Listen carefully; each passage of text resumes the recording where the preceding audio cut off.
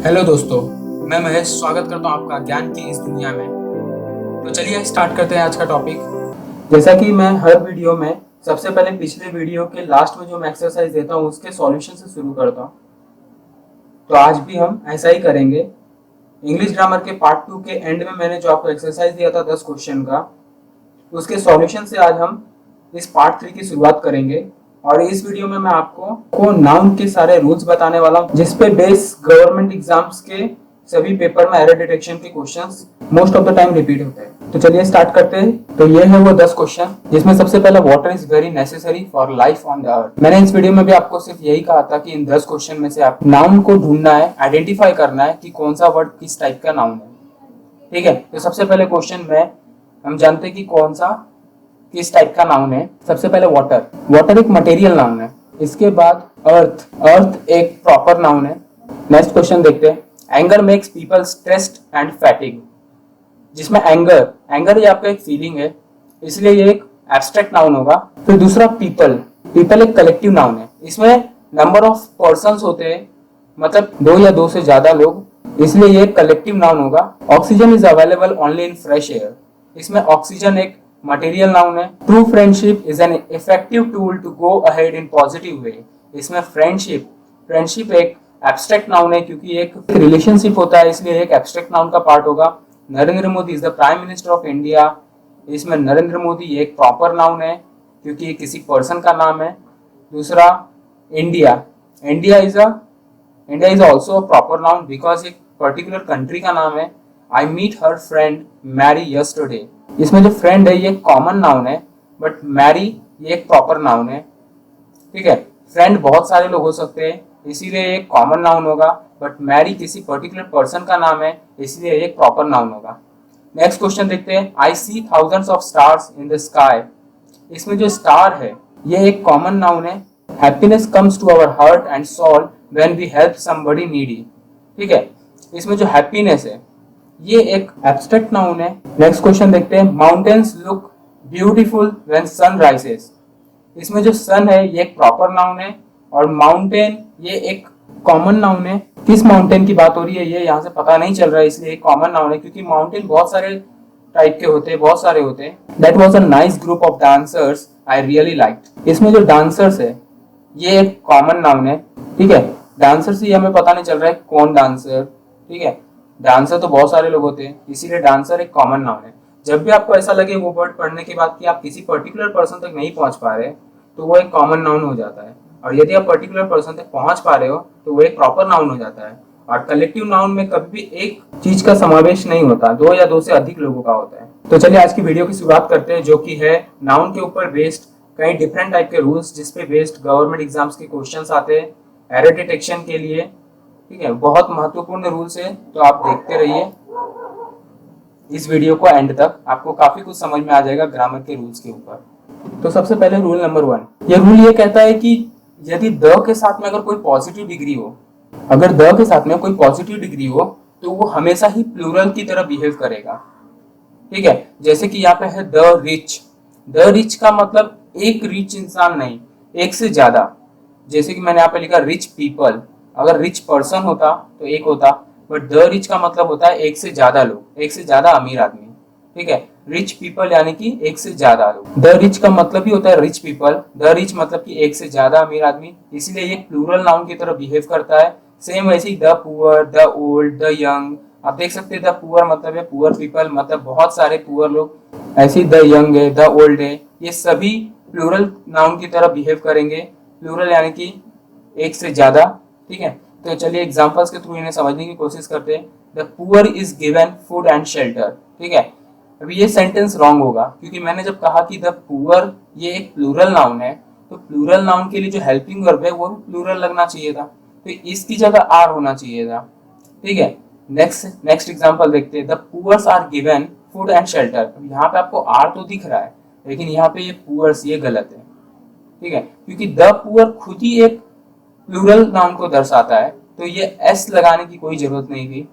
ठीक है, तो आप यहाँ देख सकते हैं the poor are given food and shelter, ये करेक्ट वे है किसी भी सेंटेंस को डिस्क्राइब करने का, इस टाइप के सेंटेंस को डिस्क्राइब करने का। ठीक है, एक और एग्जांपल देखते हैं। The rich have always had this luxury, अब यहाँ पे द रिच ये प्लूरल नाउन है, जैसा मैंने आपको ऊपर बताया, यदि कोई द के साथ में पॉजिटिव डिग्री लगता है तो वो प्लूरल नाउन बन जाता है, इसीलिए द रिच यहाँ पे प्लूरल नाउन होगा। और इसके साथ में हमें हेल्पिंग वर्ब भी प्लूरल ही लगानी होगी, जो कि है हैव। हैव एक प्लूरल हेल्पिंग वर्ब होता है, इसका सिंगुलर हेल्पिंग वर्ब होता है हैज। ठीक है, तो आपको रूल नंबर 1 समझ में आ गया होगा। इसका बेसिक सा मतलब यही कि यदि द के साथ में कोई भी पॉजिटिव डिग्री लगे तो वो प्लूरल की तरह बिहेव करता है। ठीक है, इसके बाद आपको इसके लिए प्लूरल हेल्पिंग वर्ब और प्लूरल प्रोनाउन का यूज करना पड़ता है, तो ये आप ध्यान रखिएगा। रूल नंबर 2 देखते हैं। इसमें क्या होता है कि यदि दो नाउन के बीच में कोई प्रीपोजिशन लगा हो और यदि वो दोनों नाउन सेम है, if both noun are same, तो वो दोनों नाउन को सिंगुलर फॉर्म में ही रहना होगा। जैसे city after city, cities after city, ये रॉन्ग है, इस तरीके का आप यूज नहीं कर सकते। सिटीज आफ्टर सिटीज ये रॉन्ग है। Door to door, this is correct way. Doors to doors ये रॉन्ग है। विलेज आफ्टर विलेज ये करेक्ट है। पेज आफ्टर पेज करेक्ट है। यहाँ पे ये प्रीपोजिशन है आफ्टर, इसके पहले और इसके बाद दोनों ही सेम नाउन है, इसलिए दोनों ही सिंगुलर फॉर्म में होने चाहिए थे, इसलिए यहाँ पर दोनों ही सिंगुलर फॉर्म में, तो ये करेक्ट है। बट यहाँ पर दोनों ही प्लूरल फॉर्म में, तो ये रॉन्ग है। अब मैं आपको बताता हूँ, जैसे यदि आपको किसी ने कहा कि आपको इस बुक का एक के बाद एक पेज पढ़ना है, आप एक साथ दो पेज पढ़ सकते हैं क्या? आप नहीं पढ़ सकते एक साथ दो पेज, इसलिए पेजेस आफ्टर पेजेस नहीं होता है, पेज आफ्टर पेज होता है, क्योंकि आप एक टाइम पे एक ही पेज पढ़ पा रहे हैं। आपने पूरी बुक खत्म की बट वो पेज आफ्टर पेज पढ़ के खत्म की, पेजेस आफ्टर पेजेस पढ़ के नहीं, क्योंकि आप एक टाइम पे एक ही पेज पढ़ सकते हैं। तो चलिए इसको सेंटेंस में यूज करके देखते हैं। City after city were destroyed by Alexander, ये प्रीपोजिशन लगा है, प्रीपोजिशन के पहले सिंगुलर है, प्रीपोजिशन के बाद सिंगुलर है। यहां तक कंस्ट्रक्शन तो करेक्ट था, बट ये पूरा भी सिंगुलर की तरह बिहेव करता है। ठीक है, ये पूरा भी सिंगुलर की तरह बिहेव करता है, तो यहाँ पे वेयर नहीं वॉज होना चाहिए था, क्योंकि वेयर वॉज का प्लूरल फॉर्म है। ठीक है, तो ये रॉन्ग हो जाएगा, यहाँ पे वेयर नहीं होगा। तो चलिए इसका करेक्ट आंसर देखते हैं। City after city was destroyed by Alexander, ये करेक्ट है। यहाँ पे प्रीपोजिशन है, प्रीपोजिशन के पहले भी सिंगुलर नाउन है, प्रीपोजिशन के बाद भी सिंगुलर नाउन है, और उसके बाद हेल्पिंग वर्ब भी सिंगुलर लगा है। ये रूल तभी फॉलो करता है जब प्रीपोजिशन के पहले और बाद में दोनों ही यदि सेम नाउन हो, तो दोनों ही नाउन को सिंगुलर रहना होगा और उनके लिए यूज किए जाने वाला हेल्पिंग वर्ब भी सिंगुलर होना चाहिए। ठीक है, तो चलिए रूल नंबर 2 के बाद आगे बढ़ते हैं रूल नंबर 3 के लिए, जो कि है dozen, hundred, million, billion, thousand, score, unit etcetera. जो इस टाइप के वर्ड होते हैं, जो नंबर्स बताते हैं, उनका रूल्स क्या होता है वो देखते हैं। एग्जाम्पल के थ्रू इन रूल्स को समझने की कोशिश करेंगे। सबसे पहला एग्जाम्पल है, I have bought 3 dozen apples.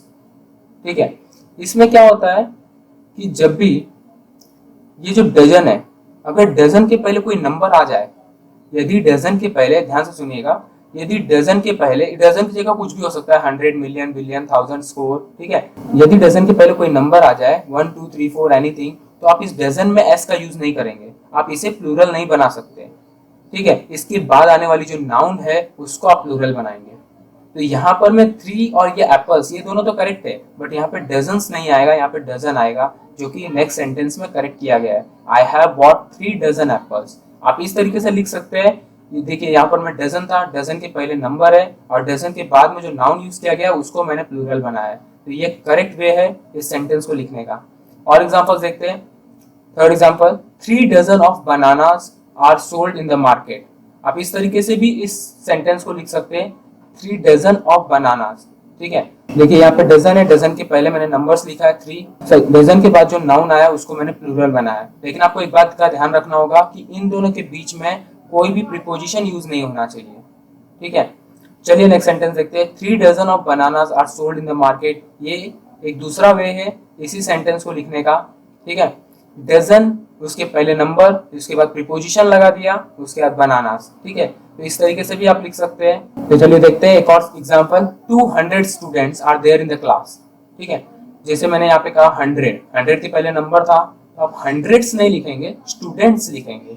जो 100 के बाद नाउन आएगा उसको आप प्लूरल बनाएंगे, 100 को प्लूरल नहीं बनाएंगे। तो 200 students are there in the class, ये करेक्ट वे है। ठीक है, आप इसे एक तरीके से और लिख सकते हैं, जैसे हंड्रेड्स ऑफ स्टूडेंट्स। यहाँ पे प्रीपोजिशन आ गया, 100 के पहले कोई नंबर नहीं है, तो आप इस तरीके से लिख सकते हैं हंड्रेड्स ऑफ स्टूडेंट्स। ठीक है, मतलब हम कहते हैं ना कि 200 बच्चे एक क्लास में थे या सैकड़ों बच्चे इस क्लास में थे। तो इस तरीके से दोनों ही सेंटेंस का फॉर्मेशन करेक्ट है। यहाँ पर में एक फर्क है कि इन दोनों ही वर्ड के बीच में ऑफ ये एक प्रीपोजिशन लगा हुआ है और इस 100 के पहले कोई भी नंबर नहीं है, ठीक है, इसलिए ये 100 यहाँ पे करेक्ट है। बट ऊपर वाले सेंटेंस में क्या था कि 100 के पहले एक नंबर था और इसलिए 100 के अंदर आप एस नहीं लगा सकते और 100 के बाद आने वाली जो नाउन है उसमें आप एस लगाएंगे, ठीक है। उम्मीद करता हूँ आपको रूल नंबर 3 समझा होगा। इसके अंदर एक और पार्ट है जो कि ये डजन और स्कोर के लिए, सिर्फ इन दोनों ही वर्ड के लिए, 100 मिलियन बिलियन के लिए नहीं है, ये डजन और स्कोर के लिए है। Is followed by indefinite numeral adjective like several, many, a few, some and any other, these nouns will be plural. इसका मतलब ये है कि अगर इन दोनों वर्ड को यदि कोई इनडेफिनिट न्यूमरल एडजेक्टिव फॉलो करता है, इनडेफिनिट न्यूमरल एडजेक्टिव का मतलब क्या होता है, न्यूमरल मतलब कि नंबर्स 1 2 3 4, ठीक है, बट इनडेफिनिट का क्या मतलब है, जैसे 1 2 3 4 से तो आपको पता चल रहा है कि डेफिनेट है ये, ठीक है। इनडेफिनेट मतलब सेवरल, मैनी, आप बता नहीं सकते कि कितना, बट नंबर्स में होगा ये तय है, लेकिन कितना ये आप नहीं बता सकते, ठीक है। बट इस केस में क्या होगा, जब भी हम लोग इस तरीके का कोई फॉर्म यूज करेंगे, इस तरीके का कोई इनडेफिनेट न्यूमरल एडजेक्टिव डजन और स्कोर के पहले यूज करेंगे, तो आपको डजन को प्लूरल बनाना होगा।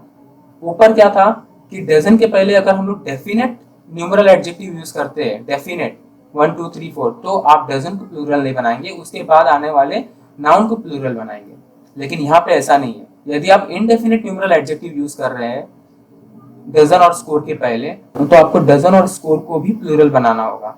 जैसे कि मैंने एग्जांपल में दिया है, he has got a few dozens of apples, ठीक है। आप देख सकते हैं यहाँ पे डजन है, डजन के पहले ऑफ यू, ये एक इनडेफिनेट न्यूमरल एडजेक्टिव है, इसीलिए मैंने डजन को प्लूरल बनाया, डजन्स करके लिखा, ऑफ एप्पल्स, ठीक है। चलिए रूल नंबर 4 देखते हैं। रूल नंबर 4 क्या कहता है, some noun look like singular and are used as a singular. ये लुक लाइक सिंगुलर का क्या मतलब होता है, जैसे हम लोग सिंगुलर या प्लूरल की बात करते हैं तो हमारे मन में एक बात आती है कि कोई भी वर्ड यदि उसके लास्ट में एस या ईएस होगा तो वो प्लूरल होगा। ये एक जनरल कॉन्सेप्ट है, लोगों का सोचने का तरीका है ये, यदि एस या ईएस नहीं है तो वो सिंगुलर है।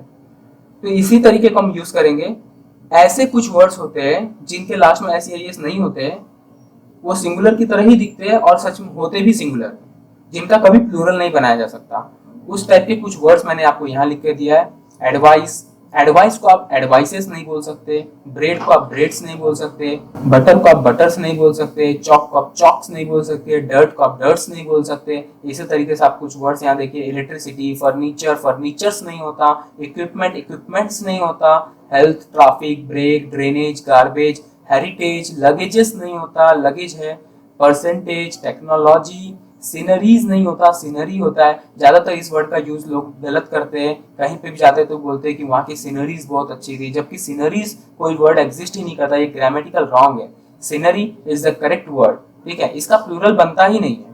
पॉटरी, वेस्टेज, एक्सेट्रा, इस टाइप के बहुत से वर्ड है, लेकिन आपको याद करने के लिए मैं एक थोड़ा सा ट्रिक देता हूँ कुछ वर्ड्स के लिए। जिस भी वर्ड के लास्ट में ए जी ई आ जाए, आप उस वर्ड को ध्यान रखिए, वो हमेशा ही सिंगुलर होगा।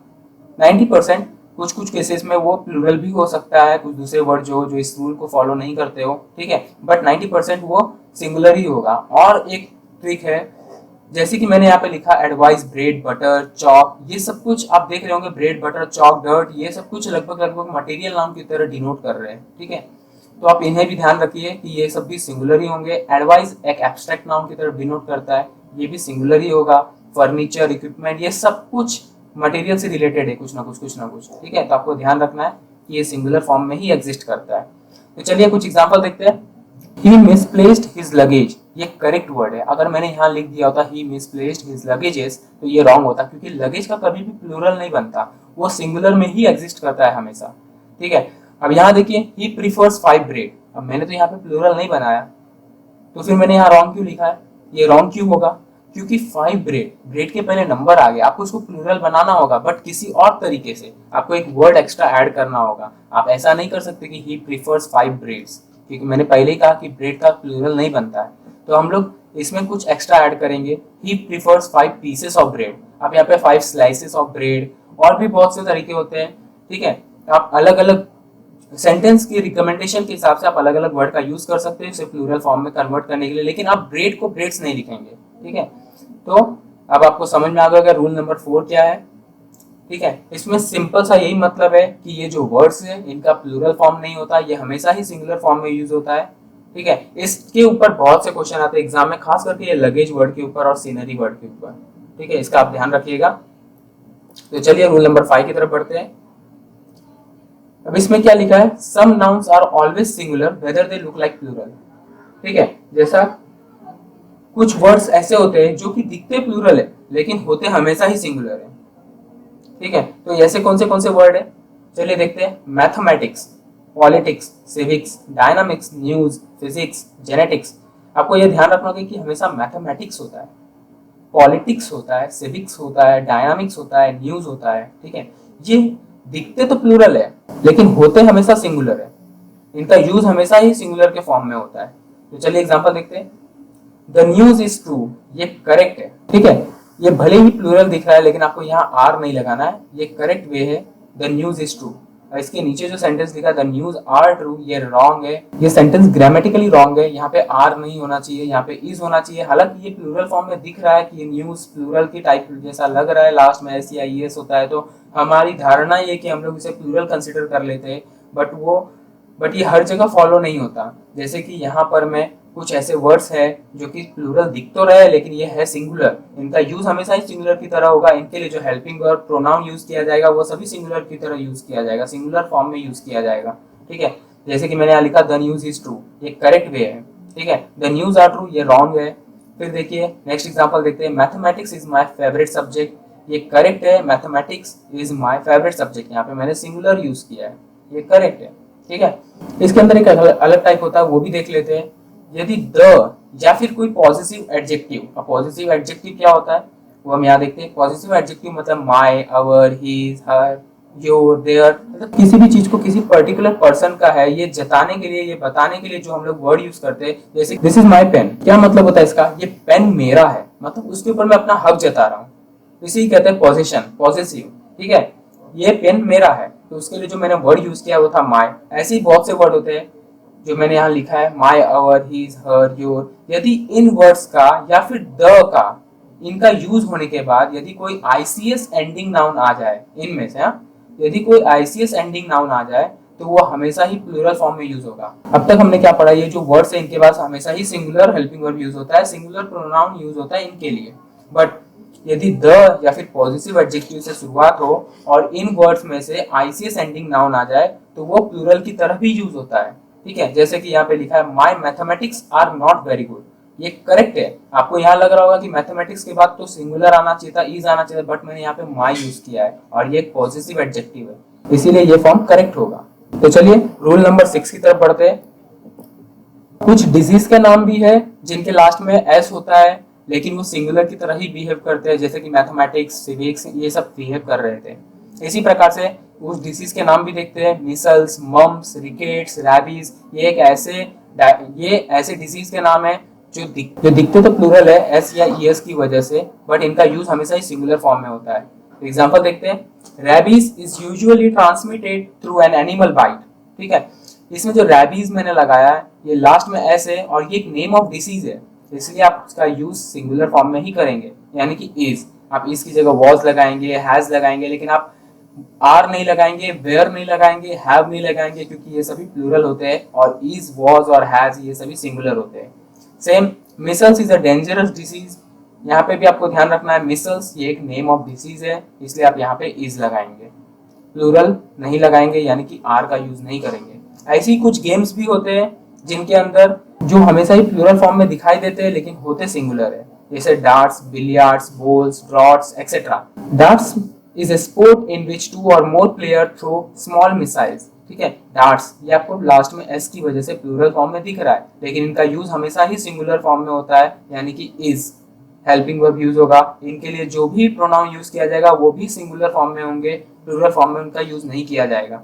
ठीक है, ऐसे ही दूसरा एग्जांपल लेते हैं। Billiards is played by women. Billiards ये एक नेम ऑफ गेम्स है, इसमें भी लास्ट में एस है, लेकिन इनका यूज आप सिंगुलर फॉर्म में ही करेंगे, यानी कि इज, इसकी जगह आप आर का यूज नहीं करेंगे। ठीक है, तो चलिए रूल नंबर 6। के बाद आगे बढ़ते हैं रूल नंबर 7 की तरफ। देखते हैं noun which are always plural in number. ठीक है, ये कुछ ऐसे वर्ड है जो हमेशा ही प्लूरल फॉर्म में एग्जिस्ट करते हैं, ये कभी भी सिंगुलर फॉर्म में एग्जिस्ट नहीं करेंगे। ठीक है, देखते हैं ये कैसे वर्ड है, कौन कौन से वर्ड है। Pants, clothes, arms, briefs, shoes, socks, scissors, thanks, surroundings, goggles, glasses, assets, stairs, spectacles, trousers, binoculars, tools, shorts etcetera. ठीक है, आप गॉगल नहीं बोलेंगे, गॉगल्स बोलेंगे, ग्लास नहीं बोलेंगे, ग्लासेस बोलेंगे, एसेट नहीं बोलेंगे, एसेट्स बोलेंगे। ये ऐसे वर्ड्स है, आप पैंट का यूज नहीं कर सकते, आपको पैंट्स का यूज करना होगा। ठीक है, ये कुछ ऐसे वर्ड है जो हमेशा ही प्लूरल फॉर्म में ही यूज किया जाता है जिनका। ठीक है, ये कभी भी सिंगुलर फॉर्म में इनका यूज नहीं होता है। ठीक है, अब आप इनको याद कैसे करेंगे, तो इसमें भी एक छोटी सी ट्रिक है, आपको याद करने में थोड़ी आसानी होगी। कोई भी ऐसा चीज जिसके अंदर दो पार्ट हो, जैसे कि पैंट, पैंट एक पैर के लिए तो नहीं होता ना, दोनों पैर के लिए होता है। तो आप पैंट को इस तरीके से याद कर सकते हैं कि दोनों पैर के लिए होता है, इसलिए ये प्लूरल फॉर्म में यूज होगा। क्योंकि एक मतलब सिंगुलर होता है, बट एक से ज्यादा यानी कि दो या दो से ज्यादा तो प्लूरल फॉर्म आ जाता है। इसीलिए कोई भी ऐसा चीज जिसके अंदर दो पार्ट हो, जैसे गॉगल्स, एक आंख का तो नहीं होता, दोनों आंख के लिए यूज होता है। ठीक है, स्पेक्टिकल्स, ये भी दोनों आंख के लिए यूज होता है। ट्राउजर्स दोनों पैर के लिए यूज होता है। सीजर, उसमें भी दो चीजों को ज्वाइन करके सीजर बनाया जाता है। ठीक है, फिर शॉर्ट्स, शॉर्ट्स भी दो पैर के लिए होता है।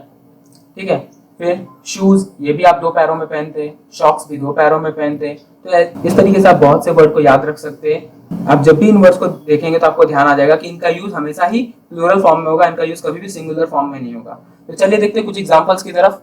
जैसे कि पहला लिखा है his goggles are not good.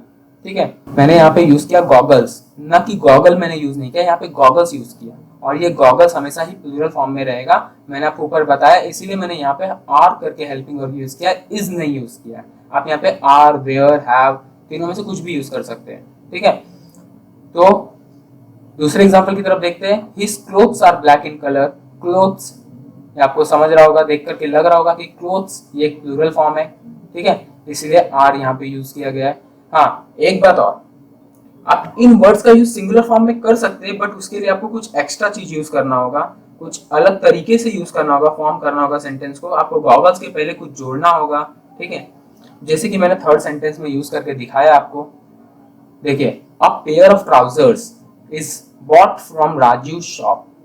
ठीक है, यहाँ पे मैंने ट्राउजर्स तो यूज किया है, यहाँ पे मुझे आर यूज करना चाहिए था, लेकिन मैंने आर यूज ना करके इसका इस्तेमाल किया है। आपको लग रहा होगा कि ये सेंटेंस ग्रामेटिकली रॉन्ग है, बट ऐसा नहीं है, क्योंकि मैंने ट्राउजर्स को अ पेयर ऑफ ये वर्ड का भी यूज किया है। एक ग्रामर का रूल और है जो आपको प्रीपोजिशन के रूल में पता चलेगा, जब मैं प्रीपोजिशन आपको पढ़ाऊंगा वहां पर मैं ये रूल कहता है कि यदि आप सेंटेंस को पढ़ना शुरू करते हैं और सेंटेंस को पढ़ते वक्त जो सबसे पहले आपको प्रीपोजिशन दिखाई दे दे, ठीक है, यदि आप सेंटेंस को पढ़ना शुरू करते, जैसे मैंने सेंटेंस को पढ़ना शुरू किया, अ पेयर ऑफ, यहाँ पे मुझे सबसे पहला प्रीपोजिशन दिखाई दिया, तो इस प्रीपोजिशन के बाद जितने भी नाउन है उसको आप कट कर देंगे, मन में, माइंड में आप उसे कट कर देंगे, और जो स्टार्टिंग का नाउन बचा हुआ है उस पर डिपेंड रहेगा कि आपका हेल्पिंग वर्ब सिंगुलर आएगा कि प्लूरल आएगा। यहाँ पे अ पेयर ये एक सिंगुलर है, इसलिए यहाँ पे सिंगुलर फॉर्म यूज किया गया। ये रूल्स आपको प्रीपोजिशन के, जब मैं आपको प्रीपोजिशन पढ़ाऊंगा तब आपको ये रूल्स बताऊंगा, लेकिन आप यहाँ पर भी ध्यान रख सकते हैं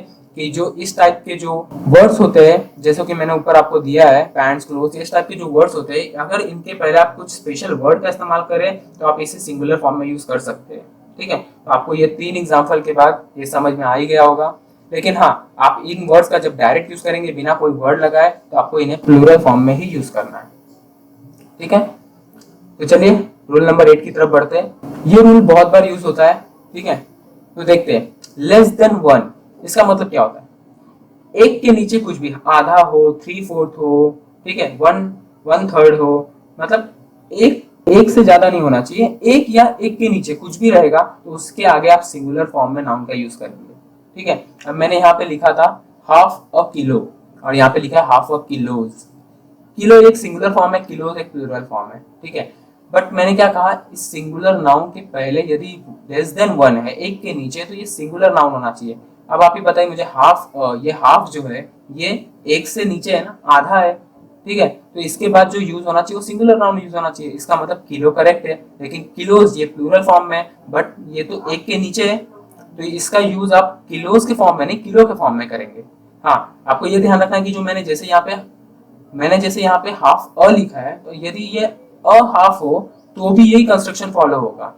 ठीक है, अगर एक के नीचे है तो मैं हाफ अ लिखूं या अ हाफ लिखूं, यही कंस्ट्रक्शन फॉलो होगा, सिंगुलर नाउन का ही इस्तेमाल होगा। हाँ, यदि एक के ऊपर चला जाता है तो आप इसे प्लूरल फॉर्म में यूज कर सकते हैं, जैसे कि मैंने नीचे लिख करके दिया है 1.5, यानी कि ये 1.5 के आसपास जा रहा है, 3/2, तो 1.5 ये प्लूरल फॉर्म हो जाएगा क्योंकि ये 1 के ऊपर चला गया है, 1.5 किलोज।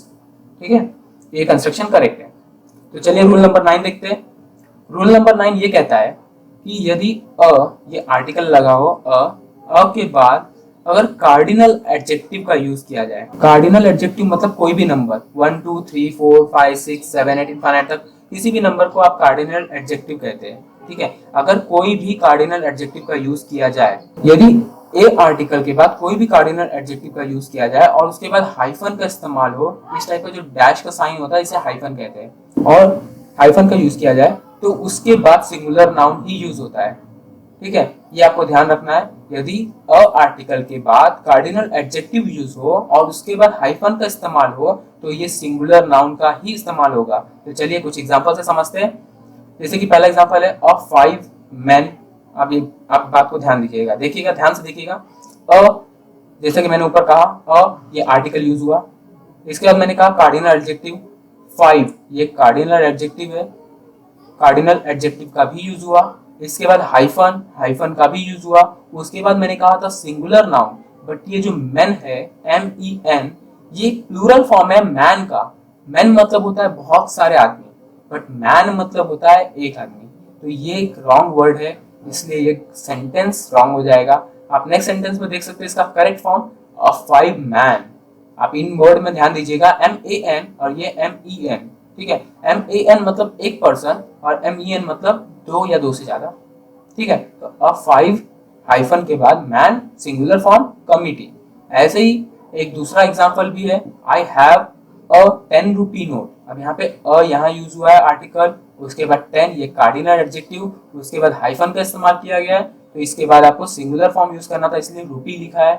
ठीक है, इसका प्लूरल होता है रुपीज, तो यहाँ पे रुपीज का यूज नहीं होगा, यहाँ पे रुपी का यूज होगा, I have a 10 rupee note. तब मैं आशा करता हूँ कि आपको अब तक के सारे रूल समझ में आ गए होंगे। इसके बाद ये रहा आपके लिए एक्सरसाइज। जैसा कि मैं हर वीडियो के एंड में एक्सरसाइज देता हूँ 10 क्वेश्चन का, तो आप इन क्वेश्चंस को सॉल्व करने का प्रयास कीजिए, और यदि आपसे नहीं होता है तो आने वाली वीडियो में मैं इसके सॉल्यूशन बताता ही हूँ, जैसे कि इस वीडियो में मैंने पिछले वीडियो का सॉल्यूशन बताया। ठीक है, तो ये रहे 6 क्वेश्चन और इसके बाद ये बचे हुए 4 क्वेश्चन। मैं आशा करता हूँ कि ये वीडियो आपको काफी बेहतर समझ में आएगा। इसी के साथ में नाउन के जो मोस्ट रिपीटेड रूल्स है वो कंप्लीट होते हैं। हाँ, एक बात और, ये जो क्वेश्चन है, इस क्वेश्चन में आपको क्या करना है, इनमें आपको नाउन्स को नहीं ढूंढना है जैसे कि अब तक की 2 वीडियो में कहा गया था। इन क्वेश्चन में आपको किस पार्ट में एरर है, कौन से पार्ट में रॉन्ग है, ठीक है, इसे ढूंढना है। ठीक है, जैसे कि मैं आपको पहला क्वेश्चन सॉल्व करके बता देता हूँ। क्वेश्चन क्या है, darts are played by men as well as women. अब मैंने आपको कहा था कि डार्ट्स ये एक स्पोर्ट्स का नाम है, ये डार्ट्स हमेशा ही सिंगुलर फॉर्म में यूज होगा। ठीक है, तो यहाँ पे आर नहीं इज लगना चाहिएगा, यहाँ पे पहले में एरर है। तो जब भी आप मुझे कमेंट में इसका आंसर देंगे ना, तो आपको पहले का पहला, उसके आगे क्या एरर है वो भी लिख के बताना है। आर के बजाय इज होना चाहिए था, ये आपको लिख के बताना है। ठीक है, नहीं तो अगर आपसे सॉल्व नहीं हो पाएगा तो अगले वीडियो में मैं इसका सॉल्यूशन बताने ही वाला हूँ। ठीक है, आप इन क्वेश्चंस को सॉल्व करने का कोशिश कीजिए, और नेक्स्ट वीडियो में हम मिलेंगे। प्रोनाउन को स्टार्ट करेंगे, पहले प्रोनाउन का बेसिक, जिस तरीके से हमने नाउन के पहले बेसिक को पढ़ा, फिर प्रोनाउन के रूल्स और प्रोनाउन के रूल्स के ऊपर कुछ एक्सरसाइज। ठीक है, तो चलिए दोस्तों, मिलते हैं नेक्स्ट वीडियो में। Bye bye, take care.